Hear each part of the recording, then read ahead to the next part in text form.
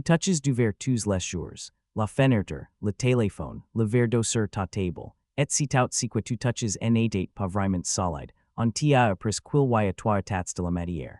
Solide, liquide, gaz, le verre c'est solide, logique, sauf que la physique dit le contraire, le verre n'est pas solide, et la vraie nature du verre va te faire douter de chaque surface que tu as jamais touché.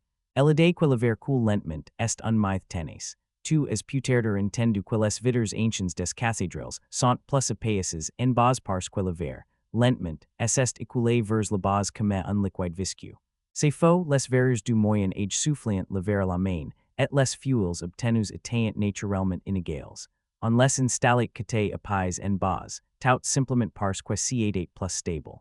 Si le verre coulait vraiment, les lunettes de Galilée seraient déformées après quelques cycles. Elles ne le sont pas. Donc le verre n'est pas un liquide, mais alors est un solide, par exactement non plus. Pour comprendre pourquoi, il faut regarder ce qui se passe au niveau moléculaire. Un vrai solide, comme le sel ou le quartz, a une structure cristalline. Les atomes sont rangés dans un ordre parfait, comme des soldats en formation. Chaque molécule a sa place et n'en bouge pas. Le verre, lui, n'a aucune structure cristalline. Quand on fabrique du verre, on chauffe du sable, du carbonate de sodium et de la chalk à plus de 1500 degrés. Les atomes s'agitent librement, c'est un liquide. Ensuite, on refroidit ce liquide très rapidement. Les molécules n'ont pas le temps de s'organiser en cristal. Elles se figent dans un désordre total, comme une foule qui se hydrate en pleine panique.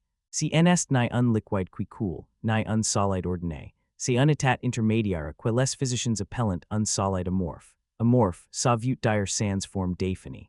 Imagine que tu verses des billes dans une boîte. Si tu les verses lentement, elles assemblent en ordre, comme un cristal. Si tu les verses d'un coup, elles assentent dans le désordre.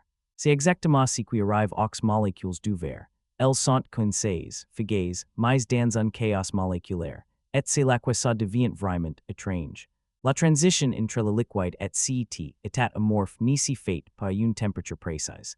Contrairement à l'eau qui gèle exactement à 0 degré, le verre passe par une zone floue qu'on appelle la transition vitreuse. En refroidissant, sa viscosité augmente tellement que les molécules ne bougent plus de manière mesurable à notre échelle de temps. Mais elles n'ont jamais atteint l'état de cristal. Donc techniquement, le verre est un liquide tellement visqueux qu'il se comporte comme un solide sans en avoir la structure. C'est pour ça que les physiciens disent que le verre n'est pas un solide. C'est un état de la matière qui défie nos classifications simples, et le verre n'est pas le seul. Le plastique, le caramel, certains polymères, la résine, et l'obsidienne, tout ça sont des solides amorphes. Tu touches des surfaces amorphes tous les jours sans le savoir. Ton écran de téléphone, la bouteille en plastique, le vernis sur ta table, aucun de ces matériaux n'est un vrai solide cristallin.